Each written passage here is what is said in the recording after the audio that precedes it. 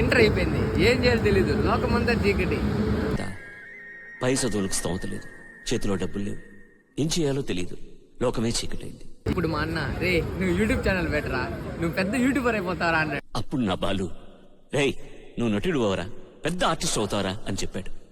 అప్పుడు నేనా యూట్యూబరా, అరే కామెడీ చేద్దురా అన్నాడు. నేనా నటన తమాషా అని అడిగాను. చిన్నప్పుడు నువ్వు మాట్లాడుతుంటే అందరూ నీ మాటలు బాగున్నాయని చాలా మంది నవ్వేవారా, వాళ్ళు నీలో ఉన్న మాటలు చూస్తున్నారా, నీ స్టైల్ చూస్తున్నారా అని చెప్పేవాడు. రే నువ్వు స్కూల్లో కురుక్షేత్రం డ్రామా వేసేటప్పుడు దుర్యోధనుడు వేషం వేసావు కదా, దానికి జనమంతా నిన్ను పొగిడారే.